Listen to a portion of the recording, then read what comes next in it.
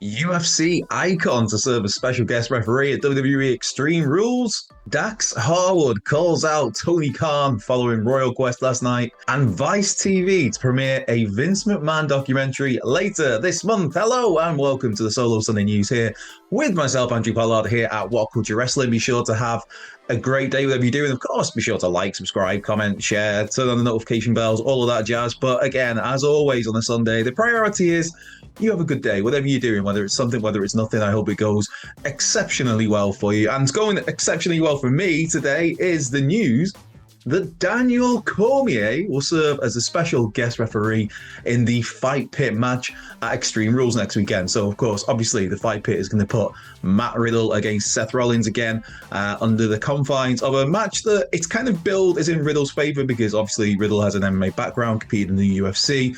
Although he hasn't actually won one of these fight pit matches. Timothy Thatcher's the one, either one. But it is Riddle versus Rollins, and we now know that Daniel Cormier, DC, a former UFC heavyweight champion, a former UFC light heavyweight champion, a former Grand Prix winner over in Strikeforce when that was a thing. Yes, DC, Daniel Cormier, one of the greatest fighters of his generation, is going to be at Extreme Rules. Now, while I am extremely, no pun intended, happy to hear that Daniel Cormier is going to be at Extreme Rules, there's a little bit of me that's sad because it's not Ken Shamrock. There's been kind of, I don't know if it was, it was just fan speculation. It was people, I guess, trying to will it into existence that Ken Shamrock would be a part of Extreme Rules because Ken Shamrock, of course, former Intercontinental Champion, somebody who I thought that Ken Shamrock, there was so much more that you could have done with him in WWE. It just felt like there was a spell where he was one of the most entertaining people to watch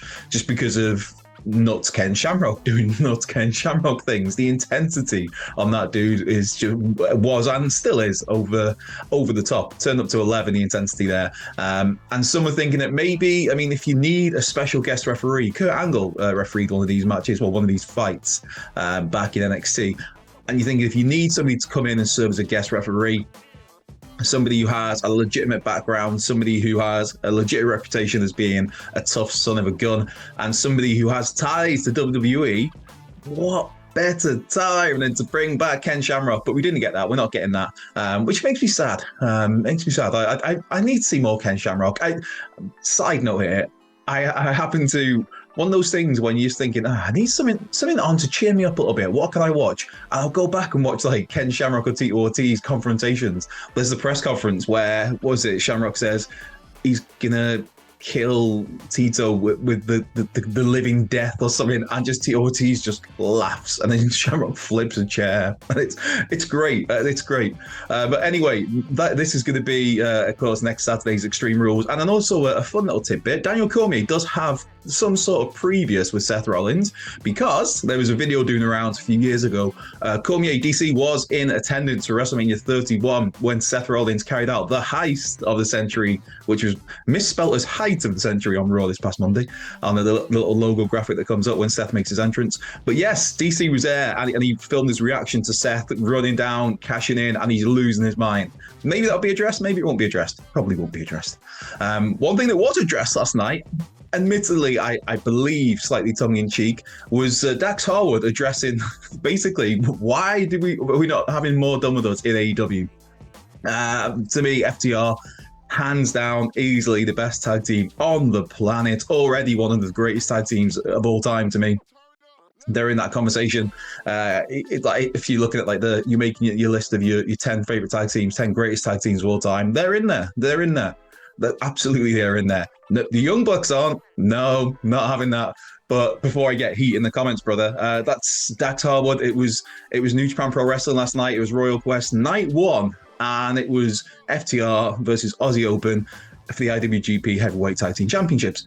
FTR retained, then afterwards Dax grabbed the mic, thanked the fans there in attendance for coming out, put over Aussie Open massively as the future of tag team wrestling. But also before that, there was a little nugget where I've got the quote here. First things first, Tony Khan, we still work for you. Buck us, brother. And it was done in a kind of a tongue-in-cheek way, half jokingly.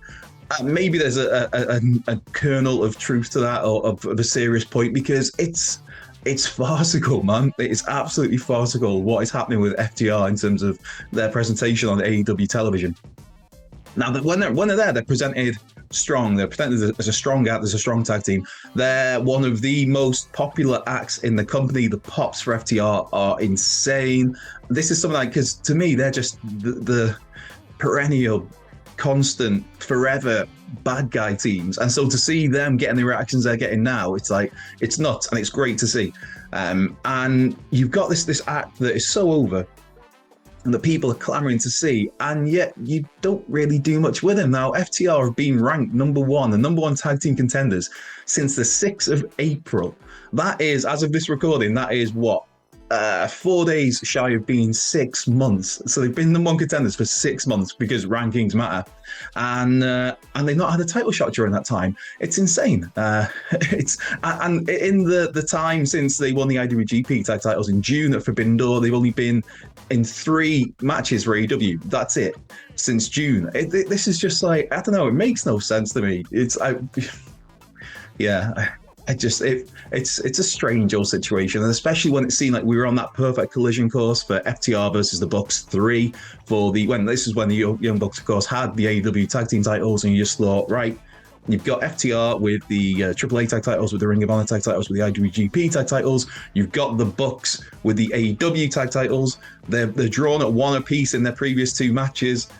It's there, and that is a match that could genuinely, to me, I think you can main event a pay-per-view with that, with the right build.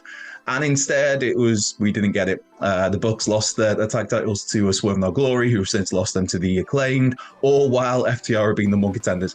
So yeah, just a fun nugget there from Royal Quest. It was JB Hollis, who is down there in London watching the New Japan shows over the weekend.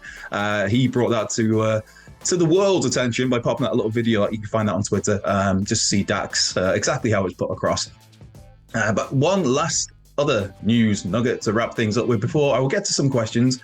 It's a relatively quiet Sunday today, which means something big is probably going to happen just as I finish work later today. But Mike Johnson over the PW Insider has reported, it was his exclusive first to report, that Vice TV is to premiere a Vince McMahon documentary later this month that will cover Vince's entire career, including his enforced resignation / retirement. Now, this could be interesting. Vice TV, of course, is the home of Dark Side of the Ring as well, which is just a phenomenal series. Why in the UK have we not had season 3 yet? Come on, man. You're trying to force me to look in dodgy places online to find it. I just want to watch it on my TV. Anyway, Vice are currently putting together this documentary on Vince. It's not known exactly who's going to be featured in it, apart from Brian Alvarez and Dave Meltzer, the Wrestling Observer, have confirmed their participation in this. But other than that, it's not known who else is going to be a talking head in it. It's not known how deep they're going to go on Vince, but you'd imagine if you're going to cover his whole career and you're going to cover the murky ending of that career, then to me, it's like, well, what other scandals? How long is this documentary going to be? Like, what other scandals do you get in there? I'd imagine the steroid scandal will be touched on. Does the Nancy Argentina stuff come up with Jimmy Snuka? Do they go into that? It's going to be an interesting one, and it seems very much warts and all the good, because there is plenty of good from Vince McMahon's career. Of course, let's not take away from that, but there's also that murky underbelly of stories where it's like, oof. Yeah, this is going to be a fun one to watch. There's no date yet, and no premiere date, just that it will be on at some point in October. So it's going to be some point this month, which it's one to keep an eye on. There's also, I think, Netflix are working on a 4-part docuseries. And there was somebody else, was it maybe HBO? They're looking into doing something. But yeah, there's going to be lots of Vince stuff across these next few years. There's going to be lots of these documentary series, and they're going to be fascinating if done in the right way and delving into the right topics. Speaking of topics, it's question time. I feel like there should be some like sound emoji. Editor Ryan, anything we could do? No. Sound emoji? What's a sound emoji? Sound, I meant. Geez, man, you can tell I've had maybe too much coffee today. But the first question's come in. It's from Tom Talks Rubbish, who has a really cool YouTube channel. Go and check that out. He's does some great interviews with a lot of people who are involved in doing stuff like I do. Normally they do it better than me. But yeah, he's done interviews with myself, with Michael Hamflett, with Andy Murray, with Adam Wilborn, with a bunch of us here at WhatCulture and in other wrestling outlets. So it's really cool to go and check Tom out. That's Tom Talks Rubbish on YouTube. But he's asked, question for Sunday's video, should AEW AEW use Rampage exclusively for ROH until it gets its own TV deal. As you can see, a lot of people complaining that currently it's taken away from AEW product. I can see an argument for it because at the moment, okay, you've got all of these Ring of Honor champions. You've got the ROH World Champion. You've got the ROH TV Champion. You've got the ROH Women's Champion. Where is Mercedes Martinez? You've got the ROH Six-Man Tag Team Champions. You've got the ROH Tag Team Champions. I'm sure I'm probably forgetting something as well. So, of course, the Pure Champion. Yes. So you've got all of these belts for a company that basically doesn't exist. It exists in name only. So they need to do something with ROH. What that is, I don't think you use Rampage. I think at the moment there's too much AEW talent. There's so many people on that roster who don't get AEW stars, who don't get anywhere close to adequate TV time. And I think if you start taking up a chunk of that, if you've only got 3 hours of weekly TV, because I'm not counting Dark Elevation, but if you've only got 3 hours of weekly TV and you're going to use one of those hours to be dedicated to this other company, I think you do a disservice to your AEW roster. And first and foremost, AEW it's AEW. ROH is a great little get for Tony Khan to have and to do something with somewhere, but AEW is a priority. So if you've got an episode of, I don't know, you look at something like Miro, again, criminally underused, Andrade, Malachi Black, who seemingly wasn't too happy with his situation there, but who knows? You've got so many talents. You can go weeks at a time without seeing Ricky Starks or Powerhouse Hobbs. And there's I talk about FTR have only had 3 TV matches since June.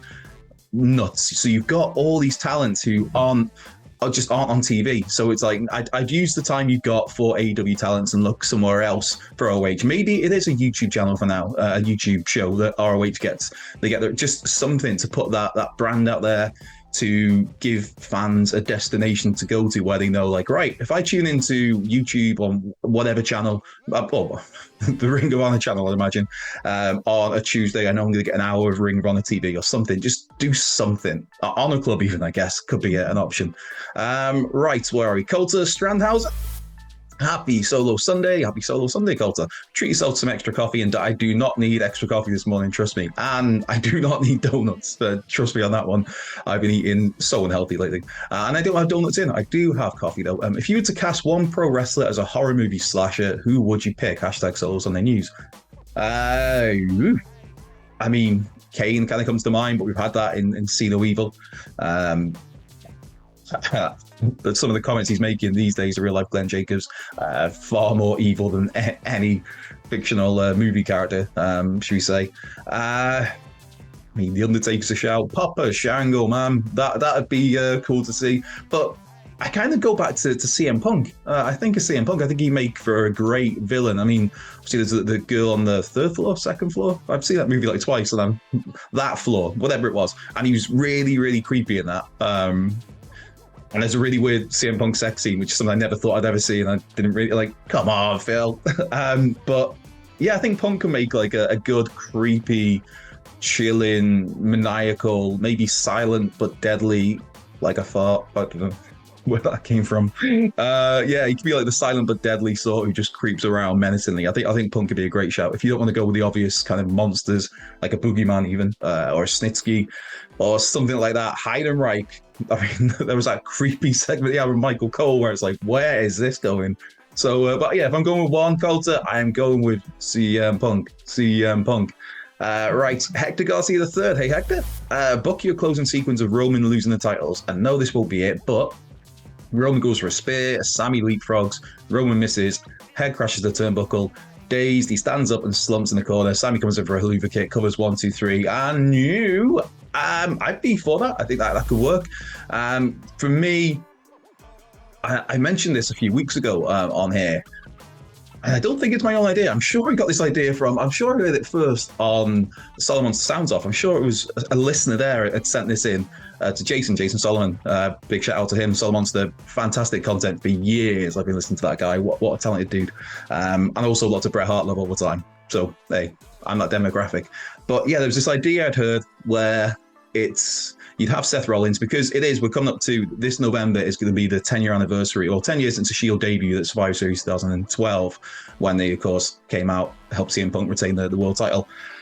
So you've got that, You got 10 years of the Shield. Obviously, there's Crown Jewel in the way, but my ideal way of doing it at some point would be not to take both belts off Roman, but to split it in a ladder match with Seth. It doesn't have to be Seth, to be honest. It nicely comes together because of the Shield element and that anniversary.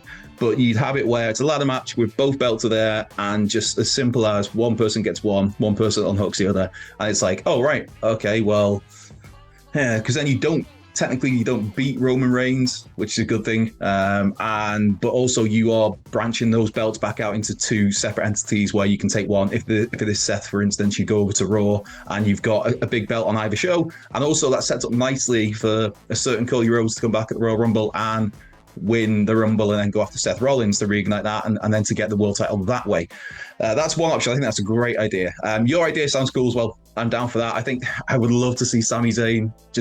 I'm so intrigued, entertained, engaged, fascinated by this story, the Bloodline story. Sami Zayn, man, killing it. I know people talk about wrestlers of the year. That's a conversation that's come up quite a lot lately. Jon Moxley's clearly a lot of people's contender there.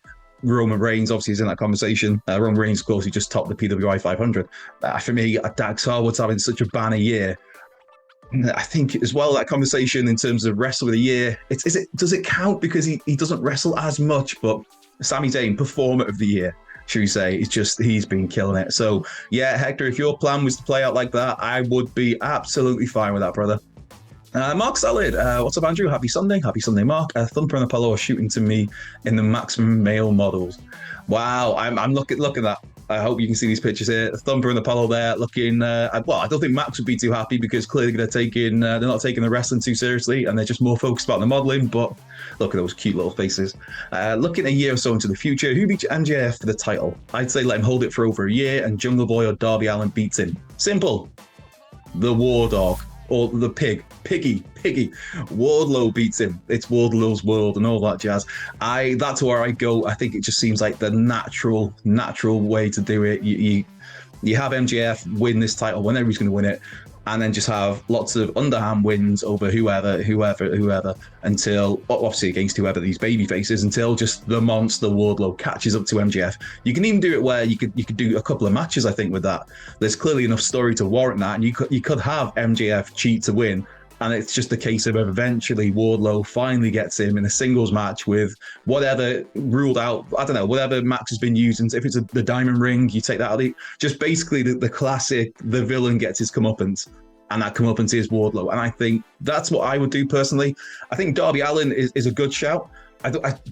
Jungle Boy, I don't know. If we're talking, say, in a year's time, I don't know if you can get him to that position, that sort of position for a world title by then. And Darby is a strange one because I think you could do it with Darby, but again, he seems to lose a lot of big matches lately. But they're two decent shouts. I think Wardlow though. Oh, hey, swerve, brother, it's going to be CM Punk. He's going to come back. No, I think. I don't know if we'll see CM Punk in the confines of All Elite Wrestling again. I hope we do because the dude, whether you love him or hate him, he's a game changer. He's an attention grabber. He brings attention, be it good or bad. What's the old saying? There's no such thing as bad publicity, I guess. Well, unless you're Vince McMahon. But CM Punk has had the wrestling world talking about AEW for since All Out. Obviously since before All Out, but it's just been the hot topic. So maybe it's CM Punk. I'm rambling now, so I'm just going to stop. I'm going to cut myself there, and I'm going to go home. I am home. I'm going to go and carry on working and get some more coffee because that's clearly needed. But this has been the Solo Sunday News with myself, Andrew Pollard. Be sure to like, subscribe, comment, share, follow, turn notification bells on, and all of that stuff. Most importantly, as ever, whether you're doing something, whether you're doing nothing, I hope you have the best possible Sunday. It's going to be a good one. Hopefully it's already been a good one. And if it's not been a good one, hopefully that turns around for you. Be sure to come and follow us at WhatCulture WWE on the Twitter. Follow myself if you want at Culture Left Peg on the Twitter. And that's about it. I will be back next weekend. I believe Brothers Murray and Wilborn are back tomorrow with your news on this Monday morning. And I will catch you soon.